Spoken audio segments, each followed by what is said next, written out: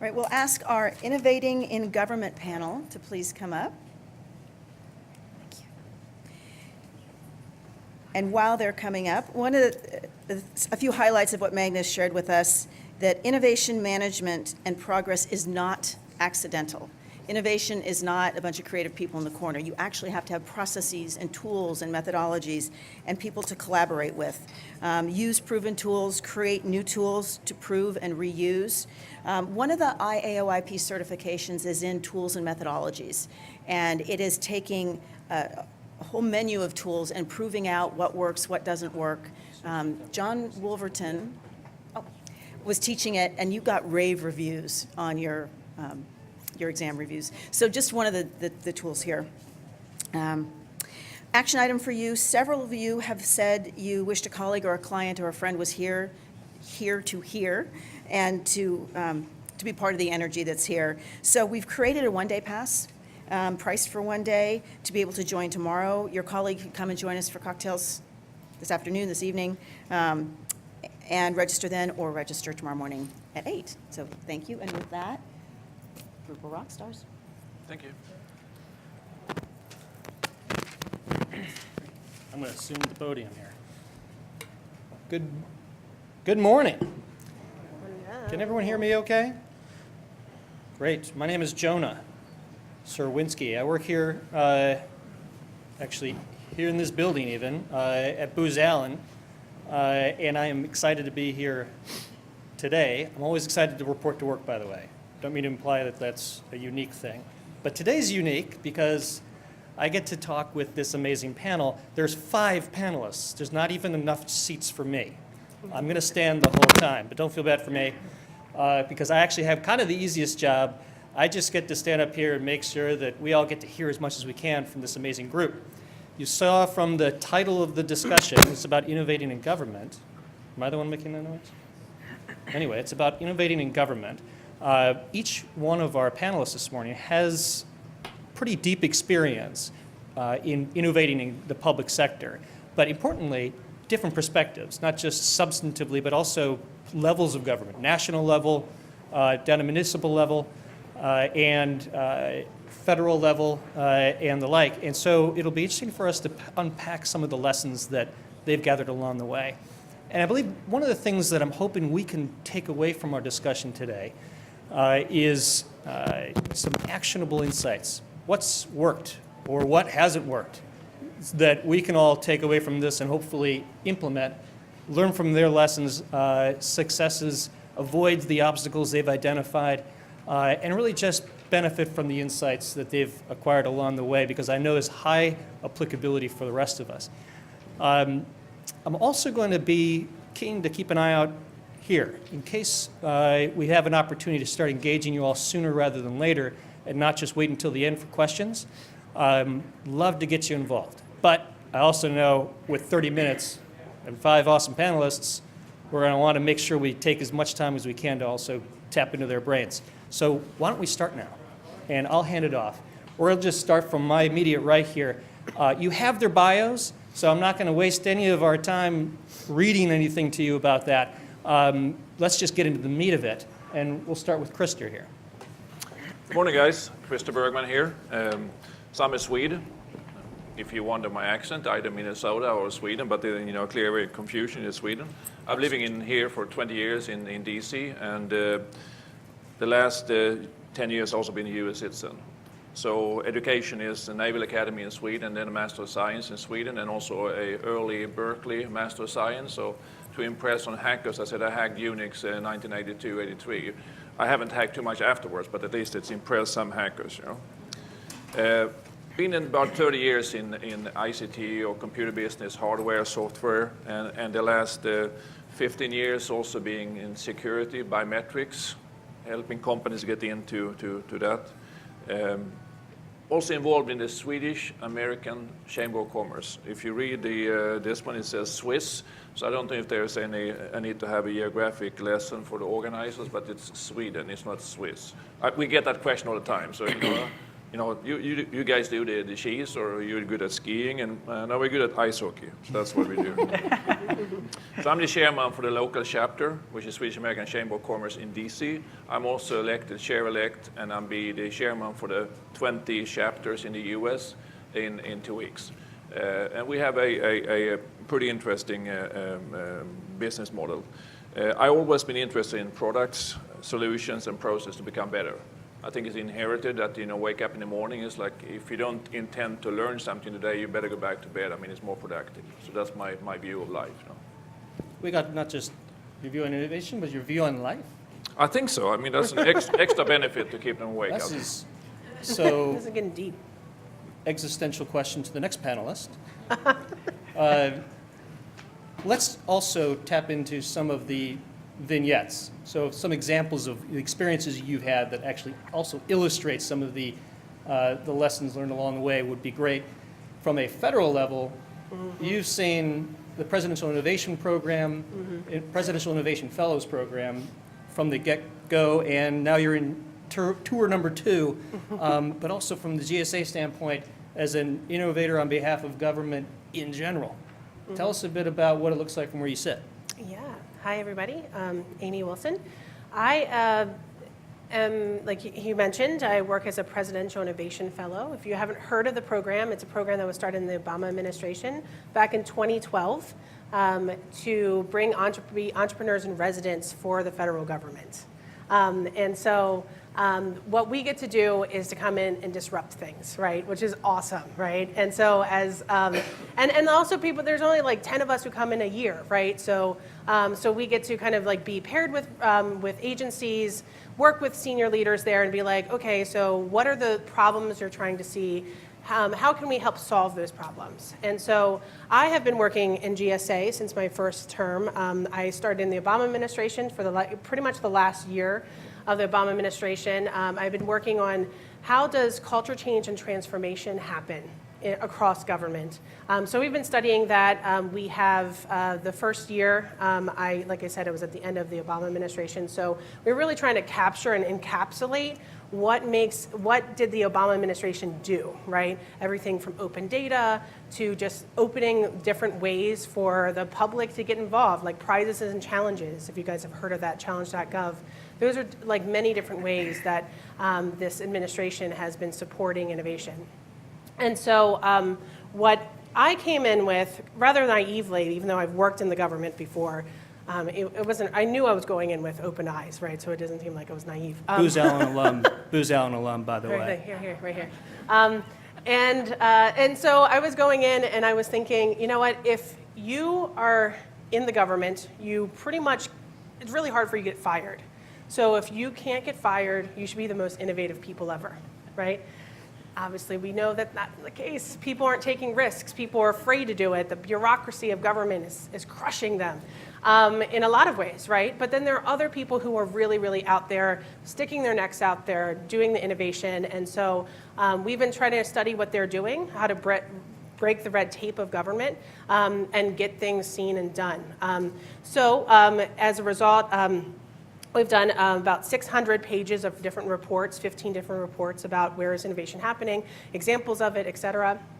In the last year, in March of last year, I convened kind of a whole bunch of people, 1,000 different innovators from across government, and we started thinking about how are we collectively moving forward on this. And so all of our research and a lot of our principles, we have a playbook, a toolkit, and a community of practice and other things that we're building out, and that's on innovation.gov. And we launched it about 2 months ago, and we're in beta. And over the course of the next year, we're going to be building it out in conjunction with this community that we've built out. So I have 120 active members for people all across government to kind of not just tell us and share and kind of collectively define what we mean by innovation, but how do we move the needle forward? And we call this the Better Government Movement. And so it's a movement of people who are creating culture change because culture change requires a movement and not a mandate from our leadership, right? So one of our main things is trying to get everybody to have that place in innovation out there. So I'll just pause there. I could talk about a lot of different things, but yeah. But Amy, it sounds like one of the challenges at the federal level is making sure other innovators out there know you're not alone. You're also making sure they don't reinvent the wheel, which is a big problem because everyone likes to be the first one to come up with an idea, but no one likes to waste time doing something, especially if you're in the process of trying to disrupt stuff. Time is of essence. Yep. Before we move to Dawn, can you say a bit about this community of interest, community of whatever it is, the way in which you're making sure across a government of hundreds of thousands of people who care about the issue that they have visibility into what's going on, as opposed to thinking, my whole world is right here within my office. Yeah. Well, I work at GSA. We are government-wide, so we get to have this distinct pleasure of not just getting deep in an agency, but we're having agencies from all across government coming together. And we're also working with the legislative branch, right? So trying to connect with them. So like across like different branches of government and having dialogue between that. And so the community of practice that we have, our first iteration of the community of practice was like, let's co-create. I had about 15 or 16 different co-creation sessions over the course of last year, 2 design-a-thons, right? There are lots of thons. To come together and crowdsource a lot of this content. But this 2.0 of what we're doing, we just had a session last Thursday. We had 75 or 80 people come to that session. So there's a lot of people who really want to get engaged. And we asked the question. And these are not just GSA folks, these are multiple different agencies. All over government, people who are standing up and saying, you know what, hell yes, right? Like I want change and I want it now. So we had 80 people come, and it was our blue sky jam, is what we called it, right? So in the blue sky, what are the outcomes we're hoping to get, right? So we have 4 areas in our toolkit: 21st century culture and workforce, improving government services delivery. 3 is how do you solve complex problems, and number 4 is how do you work with innovators inside of government and outside of government. So those 4 main areas, we have content on all of those, but we looked at those four areas, and then we asked, what are the outcomes we're looking for, and how does the community of practice help you to make those outcomes happen? So we have lots of energy from there. There's a ton of energy in the room. So I'm really excited to kind of push that forward. Awesome. The idea of working with innovators inside and outside. I think we might come back to that in a moment. Yeah. Dawn, municipal level, city level, yet the largest airport in the country? World. Most traveled. Most traveled. Right, not maybe by square footage. Right, exactly. But it's efficient use of space, apparently. Yes.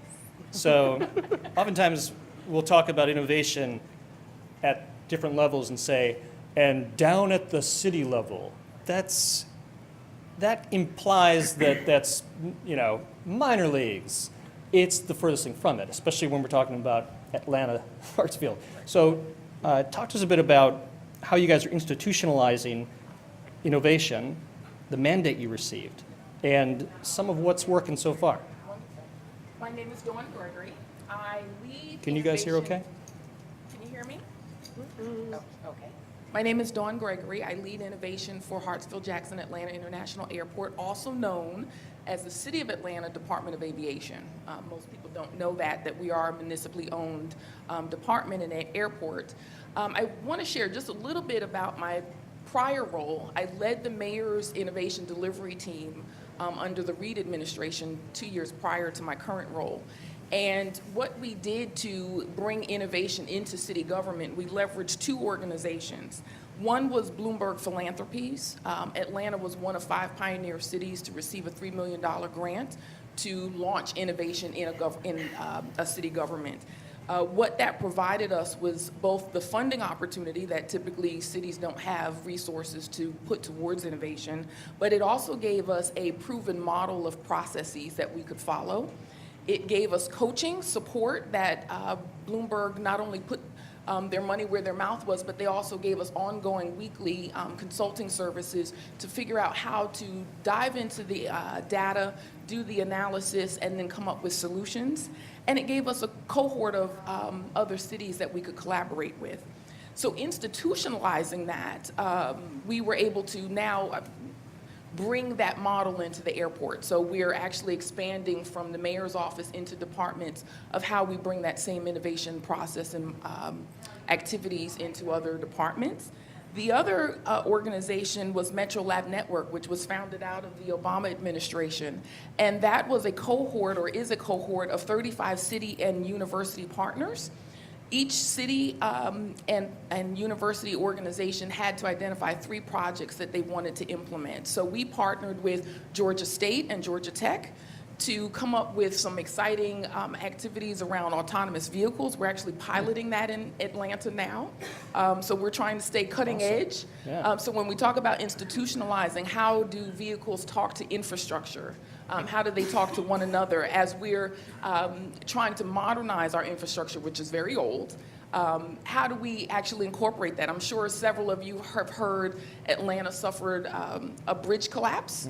And so in less than 3 months, we were able to reestablish a bridge that carries millions of people on a daily basis. So it's very exciting that we're able to leverage both the models, the collaborations, the processes to drive solutions forward.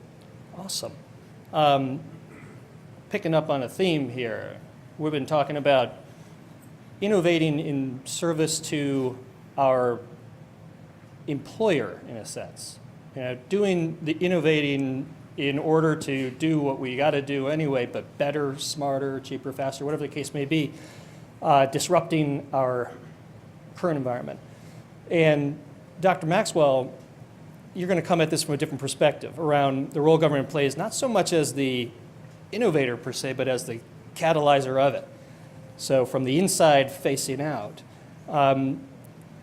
Talk to us a bit about what's worked so far from the Canadian standpoint, and maybe something that we might be able to import to our level too.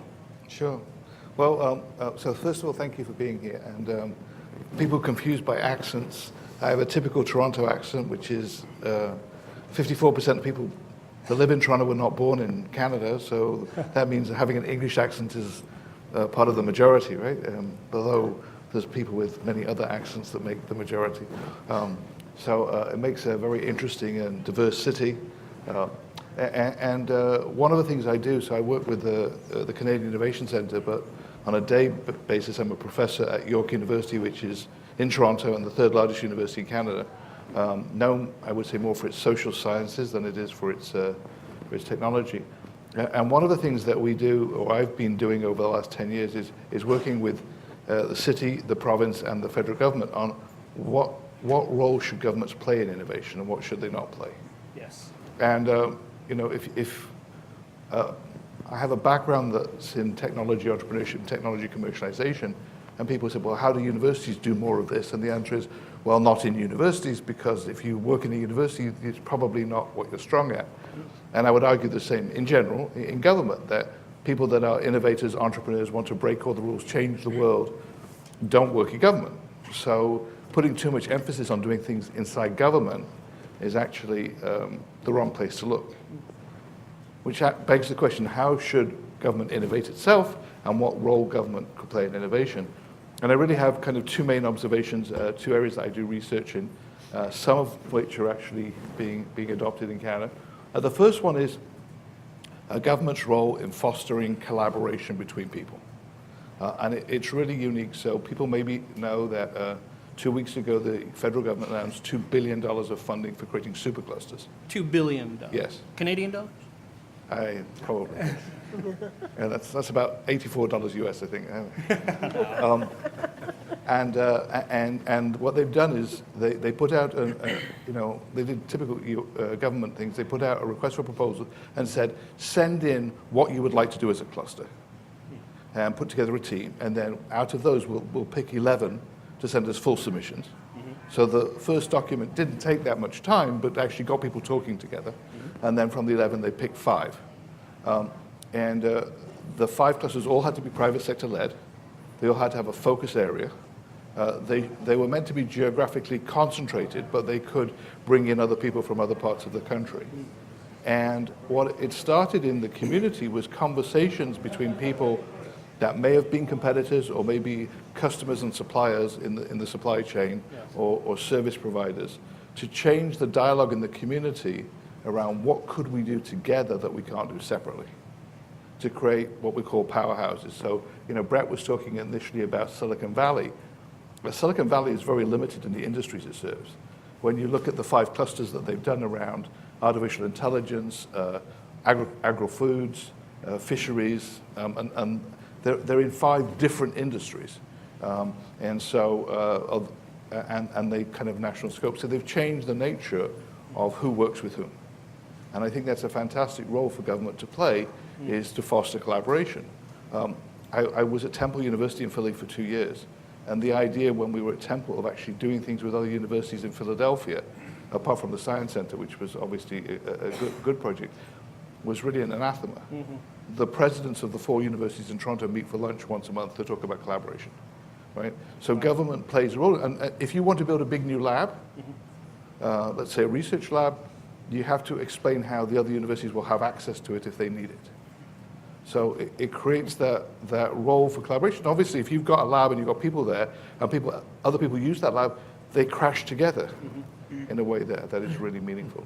Yeah. So I think that's one thing. And the second one is the one that we were talking about, and I did some work with the Industrial Research Institute in Washington around this, which is how do big organizations work with small organizations? And I think in the case of government, the problem with big organizations and small organizations is systemic. In government, it's almost amplified. And we have rules and we have procedures and we have ways of doing things that have been put in place for very good reasons, but around big projects and big contracts and big timelines. In the small entrepreneurial innovative organizations can't work at that speed, can't work that slowly. And so how do we change the rules, create a safe space? You have a safe space here, a safe space where you can bring and share those ideas and try experiments based on a different set of rules. And increasingly, through work I'm doing with the Ontario government, they're actually doing that. Propose an experiment for us to try. So they're just moving their offices at the moment between downtown Toronto and the lakefront. And I want to mention the lakefront in a second, but how do we do autonomous vehicles so that when our people are moving between our 2 offices, there's this like an autonomous vehicle taking them backwards and forwards between the 2, right? And we want a proposal. Anyone can put a proposal together, and then we'll change all the rules so we can use that, right? The example, Brett mentioned smart cities at the beginning, and the fact that they've taken the lakefront of Toronto and said, we're going to turn this 20-acre site into a really model of a smart city. They did that. They put it out an RFP.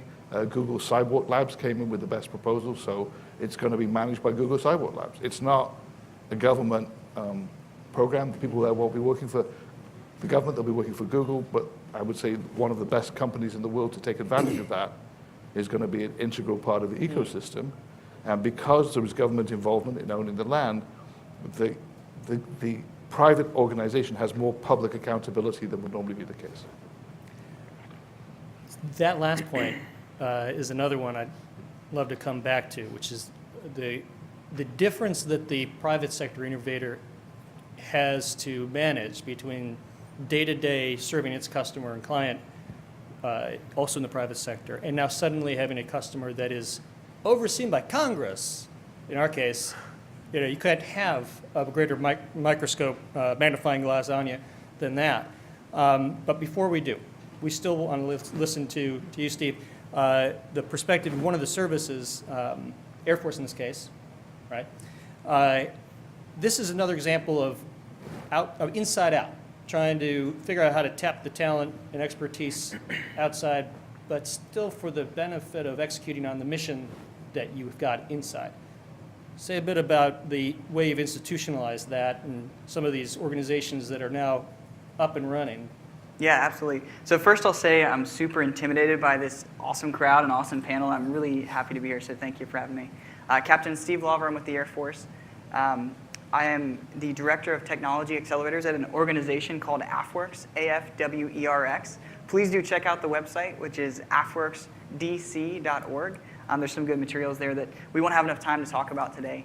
I've started 2 companies kind of in my off time while in the Air Force. I'm also a pilot, so my previous duty tour was a U-28 pilot down in Florida, and they've given me a couple years to run this tech accelerator portfolio for AFWERX. And when I was deciding what to talk about today, it was really difficult to rein in, but after talking to the different panelists about your subject matter, the thing that I want to focus on is the role of entrepreneurship in government. Right, so, and before I kind of touch on that, just the background on AFWorks and what we do. We were chartered by the Secretary of the Air Force last year. We launched in January, and we're an innovation program, which innovation has become a buzzword of sorts, right? It's a very common phrase. So me talking out the party line, what does AFWorks do? Well, we exist to harness and nurture the brilliance and creativity that exists both inside of the Air Force. So I do think innovation inside is possible, but there's some rules around that, and outside, so private industry, academia, and so on, to make us more lethal, capable, and effective as a force. So that's why we're here. So entrepreneurship, why is that important? I think we used to have a focus on ideas. Ideas were the big thing, I would say, 10 years ago, right? You harness ideas and great things are going to happen. But we've come to realize that ideas are what? The adage is 10% or maybe 1% now. The rest is execution, and execution is the hard part. So if you have an idea that you think is great, odds are 10, 20, 100 other people have had that idea. But the one that really makes a difference is the one that takes that idea into execution. So when I talk about focusing inward and outward in AFWorks, the inward piece is really, that's the underside of the iceberg. How do we harness this creativity and ideas that are on the inside? And the way that we found to do that is, to make an idea successful, you need 5 nodes, and you need to connect them in a certain way. Right? So the first node is the most important one, and that is the entrepreneur or the champion. This is the person that's willing to take risks, keep working day and night. When they're showering or mowing the lawn, they're thinking about this idea, right? It's the way that a startup founder, it's the founder journey, right? So you need an entrepreneur to push the ball forward. The second thing you need is a problem and stakeholder funding. And those kind of go hand in hand. Are you actually solving a real problem? And this kind of comes out during the customer discovery piece we were chatting about a little bit earlier. But the second thing is you need a problem, and there needs to be money behind it. People think that the Air Force and the government is one big organization that has a single pot of money. There are thousands of organizations. So when you're trying to find problems and pain points to solve, it's almost like you're going through the fundraising journey, right, of a startup. You need to find those organizations and those users that are going to use your product and can put money behind it. So those are 2. The third one is often overlooked, and that's contract and legal support, right? So you can have a great idea, you can have a customer, you can be the internal champion, but unless you have some way to put them on contract, unless you have the lawyers behind you, because a lot of people have a no vote. There's not one yes vote that will get you to go, except for maybe the Secretary of the Air Force, the President, and so on. And a lot of people can say no. You need to align the contract office and the legal folks behind you. That can be difficult, but if you do get them on your side, that's going to open a lot of doors for you, right? The fourth one is going to be some type of solution, right? So we've got the problem.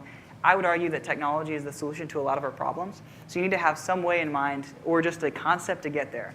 And then, what do I got? So I got One more. internal, yeah. I'm missing legal. The last one is top cover. And you don't need this one. I would say this one is optional. But a lot of times, innovation and really just thinking differently is you're gonna have antibodies that come out and say, hey, this is how we've always done things. A lot of people got promoted to where they are today by doing things a certain way, right? So it's not that they're bad people at all. They're doing the best thing they can. They're great patriots. But they've seen something work in the past, and convincing them that something else might work better is pretty difficult. So if you find someone in your lane that is your top cover, so I'm talking the generals or the person that's the president, someone in charge of your organization that supports what you're doing, they can help to remove some of those systemic barriers that might get in your way. So why do I bring up those 5 nodes? We at AFWorks are trying to identify the people within the Air Force who understand their problems best, right? So they're the ones that are out there on the flight line every day, working the mission, recognizing things that could be better. They're the ones that are most equipped to make the solutions to those, or at least to identify where the capability gaps are and find someone to build that solution for them. So we're trying to equip those individuals who say, hey, I think if I built this thing, it would save us 2 hours a day, to connect to those 5 nodes effectively and to bring their solution from idea, which is essentially worthless, to execution, which is the really hard part, right? So we at AFWorks have created an apparatus that essentially, once we identify these folks with great ideas, the internal champions, we're going to help equip them to get there. Now, the curriculum that you're doing, Amy, at innovation.gov, also check out that website. Super, super cool. I coded it myself. She coded it herself. Yay. Yeah, so this talk of like, hey, there's not technical people in the government. I think they are. They're just hiding. They're like, oh, I'm the weird one, right? But you're not. You guys are awesome. So there's some great curriculum there. Connecting to the right people is a big piece. Going through this curriculum, so the Lean Startup, I'm sure some of you have read up on it, design thinking, things like that, are incredible. It's this whole idea that once you start out on a journey, you don't know the right answer. You have an idea, but you need to talk to person after person after person from a diversity of backgrounds, and you're going to whittle in on a vector. You're going to find out, okay, I thought this was my solution. This is actually my solution. Now I know, and then you can accelerate in that direction, right? So the curriculum's a big piece. The connections are a big piece. I could talk forever. If we do have more time later. But you're not allowed to. I would not. So I'd love to chat about what are some of the barriers we've identified between private industry working effectively with the government. So I'll come pull me aside later. We've got a constraint on us, and definition of innovation sometimes is being able to come up with a solution under constraints. We've got 5 minutes. Solution is for me to talk less and see if the audience has got some questions so we can take advantage of your brains up here and some of your experience in the front row. My name is Dominic Bonaducci. I run a co-working space called Alley, powered by Verizon. Real use case of small businesses working with large organizations, one like Verizon being about 150,000 employees. I've had two experiences with at least observing innovation through the government. There were two scenarios that I ran into that got me thinking. One was I hosted the Defense Innovation Board for their I-Corps boot camp. They helped armed forces members and service members basically institutionalize this idea of applying lean startup methodology and design thinking and just solving some of their own problems before going out and just buying a new toy that's going to make things better. The other was I attended the Health and Human Services Startup Day, and there were little tweaks that could have been made to make it much more efficient and impactful. One being I wanted to buy coffee for everyone in the room, and for participants, I wanted to give away desk space. It was at 11:45. Couldn't get that to Sweet. And the same for Defense Innovation Board, I wanted to offer lunch to everybody. But It can't happen in government. one thing that got me thinking is obviously Or bureaucracy, and they said they couldn't get it figured from the higher ups, and bureaucracy exists to protect or manage financial and ethical liability. And obviously, the answer to financial liability is it in the budget? The short answer, or the other part of it is, the private sector and the startup and small business team, they want to help. Sometimes they have the bandwidth, and they're a very sharp tip of the spear. My question is, what tools do you have or that we can use from the private sector to measure that ethical liability to see if it's a road we can go down to actually be effective and help? Because a lot of times it is about time management. We want to make sure we have a little lump sum of time that we can utilize. We know what we do well, but is it going to take a lot of time to figure it out? It's the same barrier that stops a small business or a startup from going down to federal. A microphone for the sixth panelist here? I'm going to ask you to repeat. Yeah, I'm going to do my best. We had an extra mic on sale, so. Oh, yes. Oh, okay. So if you can repeat. Yeah, I'll repeat all of that. You memorized it. Or In instead, his head. the question at the end had to do with managing that ethical liability with regard to contributing to a mission, but you're actually a startup or a small company. How do you invest wisely? Good? Yeah? I mean, not exactly, but you guys could hear it too, so you can ad-lib a bit. And let me just say one thing about the constraints again. So constraints are good, but artificial constraints are the best. We have more than 5 minutes left. So we actually have like 20 minutes left. Plenty of time for more questions. Well done. But it also means I get to posit one too, after we hear from the panel on your question. Who wants to take it? I can take a stab at it from a city level. We have a procurement code, and procurement code is very clear in what we can and cannot do, from receiving gifts to partnering to even receiving free services. So we partnered with a large organization that wanted to donate $50,000 worth of consulting services to us just to help us map out some of our solutions. We actually had to go to legislation in order to go down that path. So I would say the first thing in partnering with a larger organization is understanding what their procurement process is and the guidelines. Sit down and meet with them. I will say City of Atlanta actually commits 40% of their large contracts to minority businesses, women-owned businesses, disadvantaged businesses, and startups. So we're very committed to working with our startup and entrepreneurial community, but we start with communication. We'll do several industry days to say, this is how you partner with us. We're actually doing a series this month on just that. Can I answer at one kind of very high level? And it may be related to your company. If your goal as an organization is to foster those interactions between these startups and the large company, and there's constraints put on it by the large company, before you actually get down to doing it, you need to think about the constraints and how you remove them. And you do it, I talked about creating safe spaces. We just had one where there was a liability at my university where people had to have an insurance liability policy for $2 million that was stopping people working with us. And I was saying, what's the risk? I don't understand what could go wrong. And eventually, after making a presentation of risk management, they said, okay, we'll try it for a year. You don't have to have that in. But you need to make it clear that there is no liability. But, you know, so I think the point is that when you're in the moment of doing it and it's a small deal, it's very hard to react quickly. But if your job is to find ways to work with these small outside companies, then you need to spend some time looking at your own organization and identifying those barriers and seeing what you can do to remove them. And many times, if you kind of get a rallying cry from up high that says, we need to do this, you can use that to make exceptions, you know, put boundaries and constraints around what those exceptions are. But say, if it's not more than this much money or much more than this. Mm-hmm. Yeah, I would also say on top of that, so the timelines for a startup, because I've created a couple startups in my day and worked in the private sector before I became a PIF, and the timeline for government is two completely different timelines, right? And so, so like where he asked, like I tell people I work at startup speed in the government, and people are like, "What is that?" I'm like, "You will find out."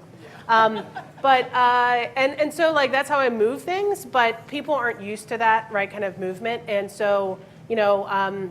And I know I was at Startup Day as well, and I know the whole Idea Lab team over there. So it's just kind of having a dialogue with them to be like, how can we get to yes, right? So I've dealt with lots of lawyers, or just talking to a lawyer this morning about me speaking at South by Southwest. They're trying to be like, you have a speaking engagement, but you can't go. And I was like, yeah, we're gonna go. And so like, you know, and more often than not, if I get to the lawyers, get to the people that need to talk to them well in advance and not do it at the last minute, they will work with me. And I will be like, okay, if they say no, I'm like, how can we get to yes, right? That's the question I ask in a lot of ways. And so I had another point, but Well, let me just, we'll talk later, Don. I'll Don, right? Dom with an M. So to add a bit to that, there's when we're talking about non-traditional companies, that is, working with the government, they built an entire business outside of that customer segment. But they have something that the public sector needs or wants. It's incumbent upon in the rare case, this is the case, it's incumbent upon the customer to figure out the pathway that keeps you both within the bright red lines. But the job is not just to follow the rules, but it sure as hell isn't to break the rules, because you get in a lot of trouble. This is why people are risk averse in government. You may not get fired, but you will end your career, and still be employed, but your career is pretty much sunk. So people are risk averse. But there's a middle way, which is not breaking the rules, but bending them, or finding out what's the difference between what the contracting officer says is the case, and then what the federal acquisition regulations actually say you can do. Because a lot of times those bright red lines might actually be old bright red lines, and those lines have changed. But that's the way they've always been doing it. You might find just by doing the hard work of figuring out, but what's really permitted here is much more, but no one's decided to explore that. That requires the top cover. That requires, for sure, the confidence that you must have from the colleagues who are going to put their neck on the line with you. But it's definitely our job, in a way, in the public sector, to also navigate that first.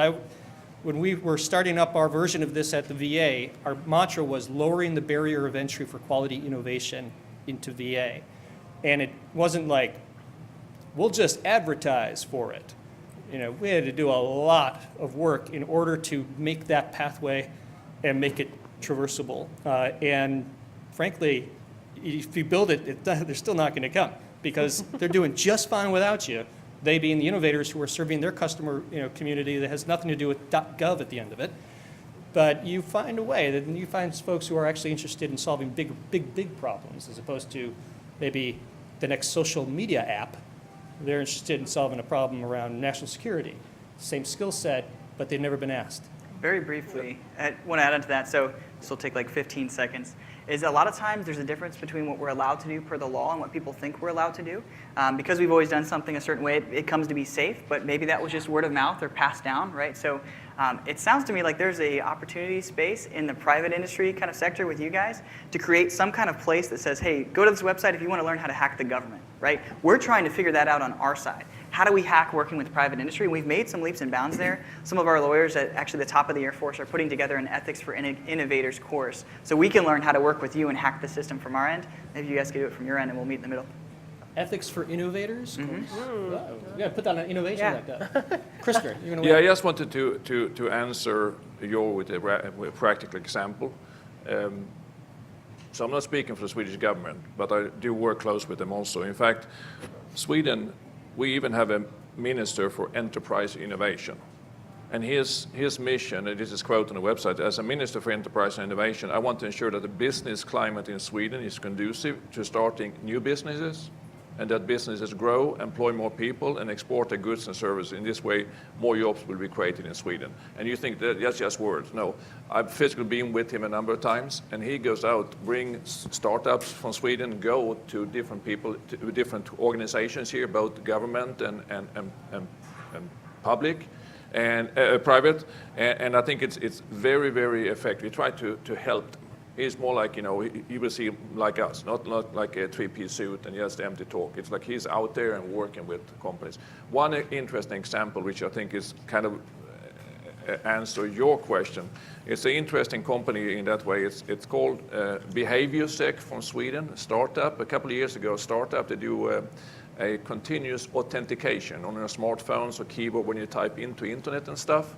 And they do it with passive biometric authentication. Means that as soon as you start to type on a keyboard or use your smartphone, they are part of a back-end risk engine. And their business model or their business focus in Sweden was first on the financial service, fraud detection. And basically in Europe, they have 15 million customers, consumers. I have it on my smartphone when I go into my bank.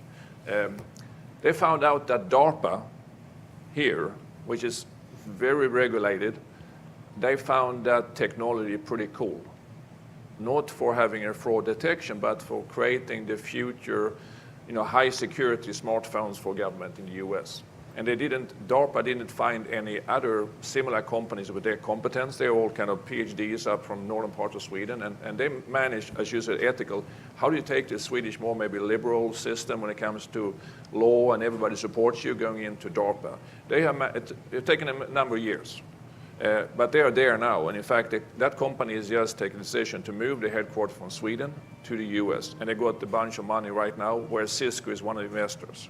And as you know, in DARPA, then you have a pretty high likelihood to get Incutel money as well. So my point for you is that if you really know your customer and you work with them, as I said here, don't let the lawyer say you can't do it. Work with them, because if you have a solution that they really want, everybody wants to help. And that's being here now for 20 years in business in the US, it's too much lawyers. I mean, if you start with saying, well, let's do a partnership, it's like, yeah, let's start with the 25-page document. It's like, that is totally wrong. Start saying, what do we want to do together? What can I help you with? And if that is not there, don't waste money on lawyers. It's never going to work anyway. So, I mean, if you have a real solution for your client, and be particular with the client, it's this, it's Stephen at Air Force at that particular one, and not government, but particular. They will help you. That's at least after 30 years, and breaking into U.S. government system as well with small companies. I've done a number of those also. So there's you've given me another idea, which is it's not only just bending the rules and knowing the rules, but it's also understanding that rules can change, but they won't unless you ask. And we probably all got our own experiences of realizing there's a difference between congressionally passed statute and agency regulation or rules, which are self-imposed and rarely revisited. So it's incumbent upon us who want to create that path of least resistance to see what's in the realm of the possible, not just by what's written, but by also what could be rewritten. Again, the top cover comes into place for that too. And I was just going to add, and don't be afraid to offer a solution. right? If Exactly. you see the problem, say, here are the barriers to our community of partnering with you. We had our local entrepreneur community come to us and say, we can't partner for the insurance purposes, the liability, all of the criteria that we can't afford to do as a startup organization, or we don't have the years of experience that you would typically evaluate. And we actually created legislation specifically for startups. They just happen to be tech startups that remove the barriers to entry and actually gives them some tax benefits up to $1 million for the first 3 years of their business, and it allows them to come into our, basically the city sandbox and implement their solution. So you can offer solutions and, navigate around that. You had to be headquartered in Atlanta? Do you have to be headquartered in Atlanta No, not at all. or in the state? No. Anywhere? We're open. Really? We've partnered with folks in Barcelona. Wow. $1 million? Yeah. Up to $1 million. Okay. Well, the tax benefit is. Right, yeah. But you can't use the internet. Noted. But one thing I also wanted to add, which is the thing I was going to mention earlier, but there is an act that was passed by Congress with bipartisan support last year in January. It was one of the last acts that Obama signed as president. And it is called the American Innovation and Competitiveness Act. Look it up, study it, read it. For folks who are innovators in the room, it literally blows the doors open and allows the government to work with outside industry, right? That's a lesser known act because it was passed kind of in the last days before he became president.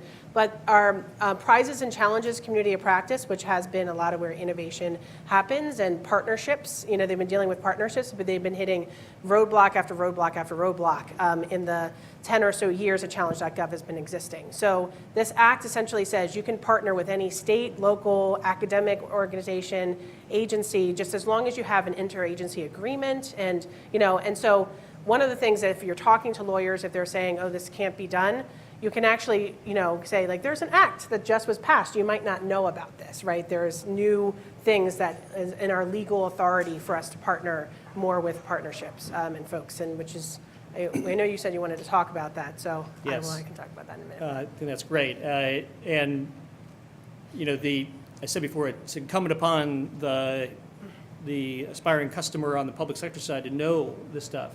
But that's uncommon because not everyone's a contracting expert. They're a program executive and they do what they do and they've got a requirement.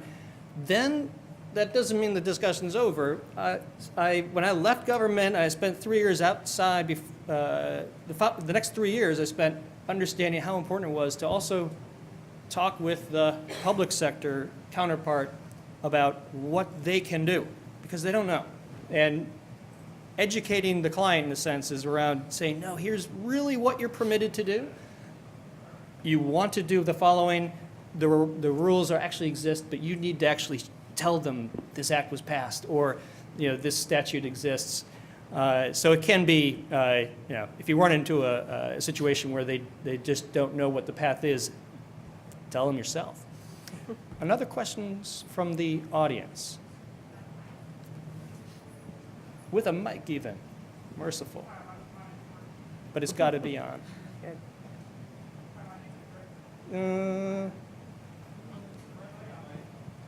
Green light, got it. There we go.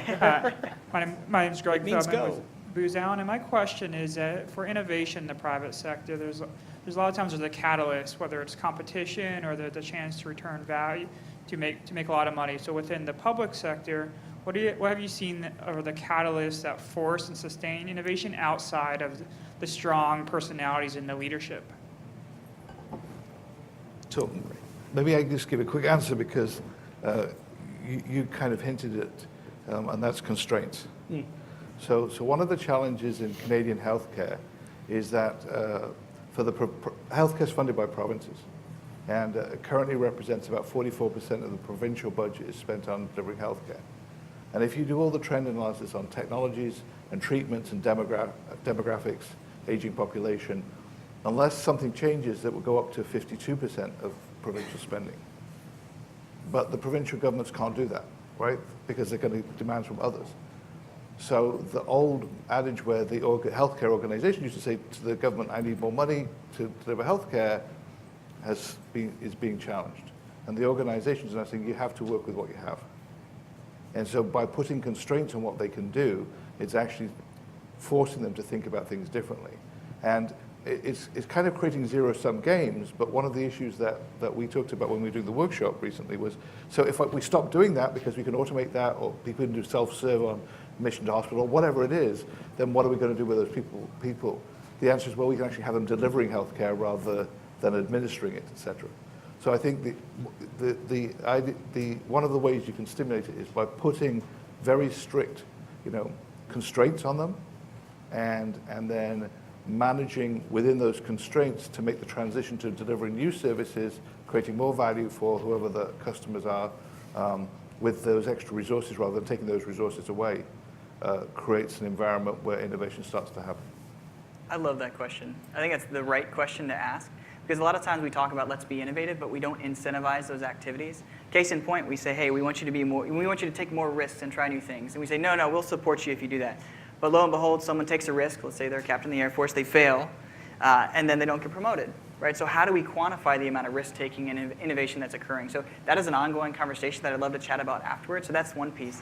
The second one is, a lot of people, even if they can't experience the exponential gains of owning equity in a massively growing company, within the constraints of a larger organization, a lot of people just want to make things better. And the big carrot that we can dangle at the end there is, if you create this thing or show me that it could work, I'm going to let you do it, right? I'm going to pull you out of your current job and go pursue it. And just the possibility of having that kind of theoretical ownership in something versus some kind of monetary gain is enough for a lot of people. And we've experienced that already just in the few months we've been running some of our programs. But a very good question. It's the right question, I think. And I feel like people in government join government because they're not there for the monetary gain, right? For the most part, they're there because of the impact that they can make and want to make. And so that's why, you said better, we have better government movement, because that's really what we're all trying to do. We all came into the government because we feel like we have that belief that we can make it better. So trying to tap into that belief, it's an intrinsic motivation. It's stronger in the public sector than it is in the private sector. Me coming from Booz Allen, for sure. So it's less about how many hours are you billing, right? And it's more about, did I talk to my user or customer today? And not, you don't have, it would be great if you talk to your customer or user every day, but instead of designing by committee, can we design by actually talking to our users and finding out what they want? And I've seen this many times when people make that shift of when they're talking to their users, they just have that aha moment. They're like, oh, you say this thing we've been building for 10 years is terrible and I never use it? Oh, okay, well, let's shift what we're thinking and doing. So it's just little tiny incremental things actually make a big difference, and it's just seeing that aha moment is what has really changed a lot of things for us. I think that if you listen to Magnus before here on Innovation 360, you had one slide, Magnus, about that the CEO saying that it's okay to ask questions. It's okay to be creative versus another culture saying, don't take any risk, don't do anything stupid thing here now. I think that also in the government, I applaud all the efforts you're doing, the movement stuff, but somehow in the bigger scope, we have to have leaders in the different levels up that understands where we're heading. I read a book way back, the guy who started Sony, Made in Japan, and his philosophy was that me at the top, I need to have a clear conscience, otherwise my organization is going to be sick. So I'm not talking about the present now, but I'm talking any organization. If you don't have the leaders on top of you endorse what you're trying to do, not in details, but just allow you, I have a hard time to see that it's going to take a couple of generations to go. And yes, movement is good, but you have to somehow, push. I don't know how to do it, but at least you have to say, what is your agenda? Is it only to destroy something, or are you allowed to build something? I don't know if it's clear, but personally, I think that's a key for us. We want to innovate. So there's certainly this common thread here around air cover. But now we've gotten to the point of what we're talking about is incentives and leadership. Even if you have the right incentives, if you're not asked to solve a problem by the leadership, no one's going to bother. Or if you're not told it's okay to fail, no one's going to run the risk.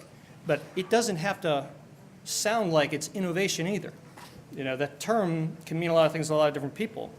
Back in 2009, when the Secretary of Veterans Affairs came in and asked, so we've got this claims processing backlog. What's the definition of a claim in the backlog, not in the backlog? Don't know. All right. How big is the backlog? Million something? Millions? Depends on how you count it. How do you count it? Again, on and on. And what he said was, the goal is not to reduce the backlog. The goal is to eliminate the backlog. What would need to happen in order to go from managing a problem in perpetuity to making it go away? That leadership says, you've got a green light to come up with answers to that question. The tool is not in your toolbox. Let me know. Creating the air cover is definitely one thing, but creating the mandate is the other. And now you've got people who are responsible for managing a backlog who are being told success is defined differently. But that doesn't mean you are required to only use the same tools in your toolbox. Come up with other ways to do so. It sets aside this question of what's failure and how much can you tolerate. But without that motivating prompt, that antecedent to innovation, good luck just doing it at the grassroots level. I've seen that too, and sometimes innovation there is defined as, how do I make my job easier? As opposed to making the customer's service more effective or more valuable. Knowing that it's probably a bank shop. Make my job easier, I can serve more customers, right? But that's not really innovation so much as it's just managing the problem, most of the time. But at the grassroots level, there has to be someone there on the receiving end. So GSA, for example, marshaling thousands of people, a leader comes in and says, eliminate the backlog. And everyone's like, yeah, no thanks. Yeah. Still not going to happen. Takes 2 or 2,000 to tango. Yeah, I actually got a story about that. So I have lots of people coming to me because of all the research that we've done. I have folks from different, HUD, for example. They were like, Secretary Carson wants to create a culture of innovation at HUD. And then we were the senior advisors to HUD. These people who were talking to me, and they're like, so we don't know where to start. We're Army guys who become BPR experts, but BPR isn't what innovation is here, and we're in a social services organization. So we don't know where to go, right? And so even though there is leadership and they say, we want to do this, and you see this a lot of different places, right? Like we want to create this mandate that happens and people don't know how to move forward with. Another story that just came up last week, right after our community of practice meeting, the Nuclear Regulatory Commission was like, we have 90 days to put a plan together on how we're going to create innovation within the NRC. And I was like, and these people were like, came in to meet with me, and they were like deer in headlights, right? These are people who focus on innovation, but we're like, we don't know the way forward, right? And so I spent about an hour and a half with them to kind of like in a consulting role, because I've been, kind of dropping knowledge bombs on them left and right. But I was also saying, I'm hearing what you're saying. These are the problems I'm hearing from you. This is some ways that you might want to go forward with, right? And so I feel like that's also really important too. Is that if you're not in the room with people who are thinking innovatively with those leadership or the people who are influencing the strategy, innovation is not going to happen.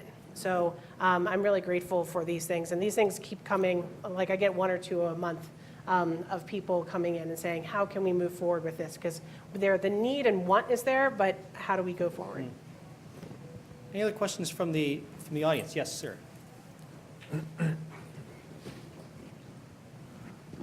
Green means go.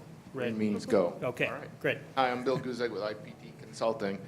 And I think a lot of times incidents and things happen where it requires government to respond quickly. And one incident comes to mind, I kind of have a question for Dawn, is the power outage at ATL. How can you, or how were you called on to innovatively, not necessarily solve that problem, but make sure something like that doesn't happen again? That's a good question, and we're still working through that. One of the biggest challenges when we talk about bureaucracy and red tape, there's so many different partners that are involved. My team immediately started to research the problem and start to, explore solutions and how could we prevent this from happening again. What we found out is actually one of our greatest challenges is being innovative with contracting. So as the attorney started to peel back the contract, we started to realize who actually had the responsibility of ownership. And it was very blurry. And so we're actually having to go back and revise contractual language in order for us to respond appropriately. So it's just very interesting. I said there's, and you asked the perfect question, motivational conflict, right? So how do we reframe that conversation to push us forward, leveraging that opportunity? And I tell people, when you think of a few years ago when we were in economic downturn, cities were faced with how do we provide the services when we don't have the tax base? Our revenue stream now is dwindling, and we've been forced to now look for new revenue models. And I was asking Jonah, how do you, when you talk about venture capitalists, how does that exist in government? Because my division is actually called Commercial Ventures. We are charged with creating new revenue streams for the city. It's no longer the tax base, it's no longer the passenger fees. Large organizations come in and they get wonderful tax concessions. So how do we keep that moving forward? And it is a difficult solution, it's not always easy. But actually looking at the entire landscape, I'll talk a little bit more about it tomorrow in Open Innovation to talk about the elements that we actually evaluate. Can you make equity investments in companies as the city? Can we? Yeah. Not yet. Okay. We're working with the state on changing some legislation Let's talk. language to Yeah. ease that. Yeah, when there's a rule, Cool. Yeah. don't assume it can't be changed. However, our economic development arm can Yeah. and has. And so we're getting creative on the avenues Love and the it. pathways to bring solutions in, even if it's not a direct contract to us or our university partners or other collaborations that we may have. Okay. Awesome. Another question from the audience. We've got time for one. And then we have right over here. I don't think I need the microphone because I'm a shy inquirer. Yeah, sounds like you're So doing John fine. Wolverton currently works for Sandia National Labs, 40 years Air Force, retired civil service, retired Air Force military. One of the big issues that I see, and I haven't heard addressed yet, is I call them lessons documented. Yeah. Because they are not lessons learned. Have you gone back and read all the lessons documented to understand if you're recreating something that is already, because through my 40 years, time Yeah. and time and time again, most people have never ever looked Yeah. at the Air Force lessons, quote, learned, but they're just Yeah. documented. And there was, all the solutions were there. Yes. Oh, that's a great question. We talk in terms of lessons learned and best practices, and we actually are talking, not writing them down or documenting them. But that is changing, and I've seen examples of playbooks even coming out where OSTP and OMB over the White House literally saying, what are the contracting mechanisms that work? Put them in a playbook. Now, does anybody know where to find the playbook? It's one thing to document it, it's another thing to make it easily available and accessible. But what kind of lessons have you guys been able to, or how have you gone about documenting? We're actually trying to build technological systems to help us do that. We're entering into contracts that are 50 years out. Most of my team will not be there. Lord willing, some of us will be alive in another 50 years. But 50 years from now, how is anyone going to know how we came up to the decisions and even the contractual language 45, 30 years from now? The paper, even if we document it, may get lost. And so we're actually trying to build the systems that will keep that information in perpetuity. Can I just add, I'm going to say something that's going to sound like the opposite of what you just asked, but I think it's a really fundamental one, and that is you don't learn much from success, you learn a lot from failure. And so I think one of the challenges that changing our attitude to failure is an opportunity to learn and document failure. Because so many times I see people do things that failed 10 years ago and are going to fail again. Now, if you understand why it failed, maybe you can do it better this time and fix it. But in the innovation world, we need to expect, 70% failure rate, or whatever the failure rate is, we need to kill those things fast. How do we learn from failure?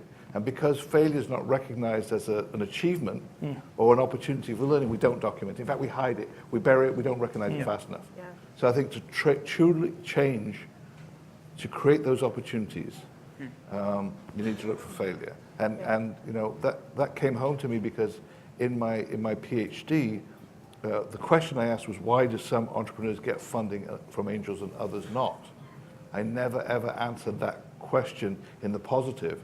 I answered in the negative. Why do some not get funded? Because hopefully that would tell us more about how you do get funded. And that's kind of what's happened.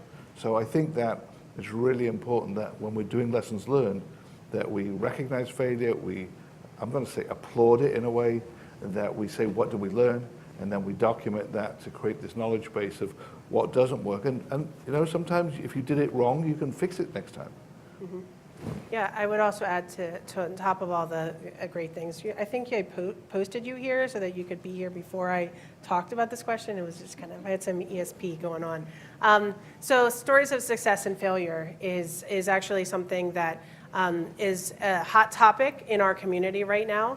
As you can imagine in the government, I work in Google on Slack, it's like I work in a startup, right? We do all of these different things, right?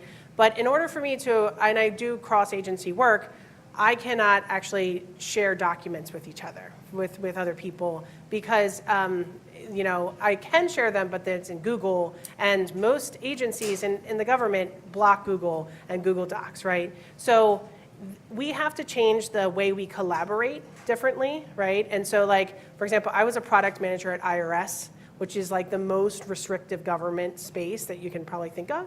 And everything was blocked there. If I wanted to go to just Facebook, because I was, needed not just checking my personal account to make a post for something I was doing, I couldn't even go there, right? So collaboration is something that's really important for that to even happen, because if you don't open the pathways for people to collaborate, you're not going to actually have that. And so to your point about documentation is, so we know we want, so a couple of things are happening.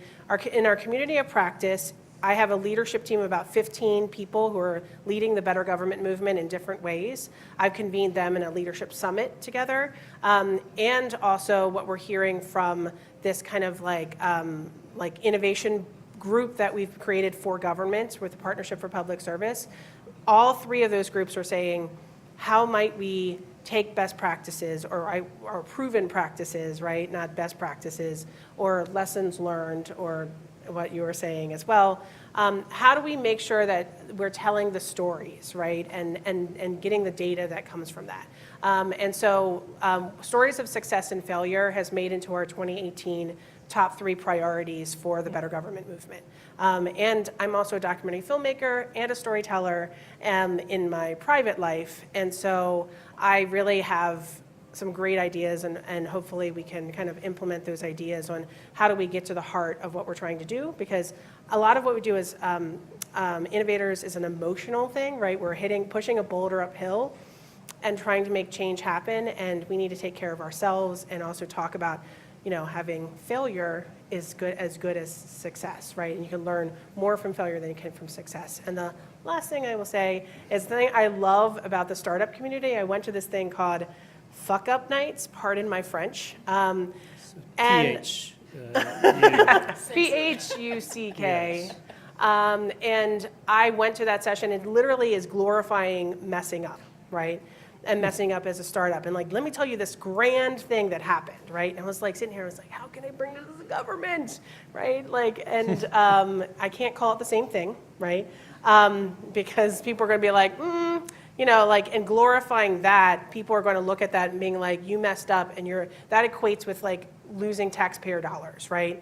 And everybody's going to see it that way, is I messed up, and so I'm wasting money.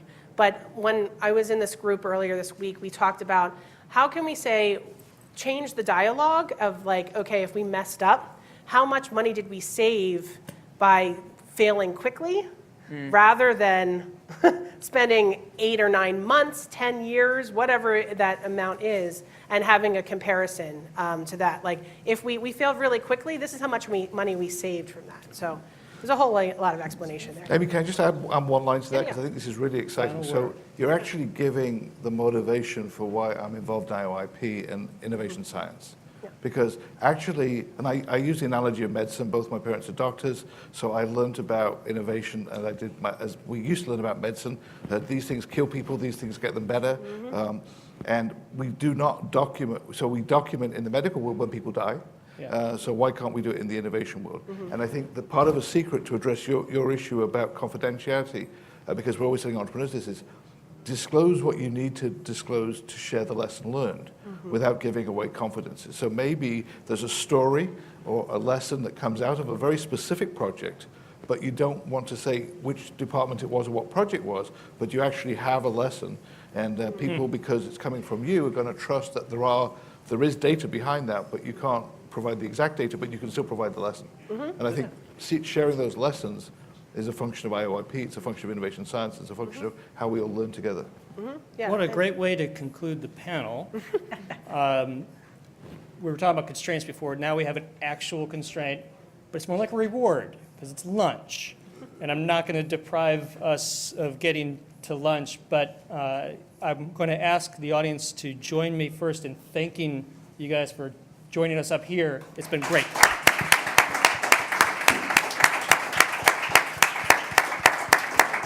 And thank you for your great questions. Thank you for your great questions, too. Is there anything else you need from me? I'm going to take that in 30 seconds. Okay. Then lunch. Thank you. Wow, pages and pages, but I won't bore you with all of it.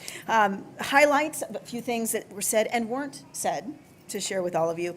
Krister, only constant is change, and if we don't wake up in the morning ready to learn, we should go back to bed. Amy, with Presidential Innovation Fellow, being charged to come in and disrupt and building a community of practice, and you taught us so much about what we can look at, to study how to break red tape that blocks innovation. You shared tools in the community that all of you can use, and websites and things you can go check out. Jonah, you talked about a government message to innovators: you're not alone. And don't try to reinvent the wheel. We heard about document, maybe not best practices and wins, but you have to document everything. And Jonah, I don't remember if you shared that you were the founder of the VA Center for Innovation. In your I didn't mention that. No, so that's a big deal. Andrew, you said a key government role in fostering innovation is to help big organization and small to work together and create safe spaces to collaborate. We heard a couple of folks say we don't learn from success, we learn from failure. So lessons documented versus lessons learned. Dawn, you didn't share here, but she shared with the board yesterday, because we're blessed to have Dawn on the board. Your experience and successes in developing and driving networks of businesses and government, which seems odd that there could be those kinds of partnerships, but she's done it in past roles, in current roles, and it's been incredible. And your counsel to smaller organizations to go to the government and tell them of the barriers, tell them what the challenges are to work together. Stephen, when you were talking about AF Works and how to harness and nurture innovation inside and outside the Air Force to be lethal, capable, and effective, that was profound. How to be an entrepreneur and a champion. We've had a number of folks when we did the interviews to put together the program talking about champions. We all need champions, and how do we do that? So tap them at lunch. And how to turn ideas into execution. Everyone has ideas, but if you don't execute, it doesn't count. So the tools, like you were talking about the tools, and that's been kind of an ongoing theme. And that is something you've heard as an ongoing theme across the panels. Successful innovation requires tools for execution, and you shared a number of them. All right, so lunch, please visit our NovaNet tables and visit with our sponsors and our not-for-profit partners. Enjoy your food, and thank you again.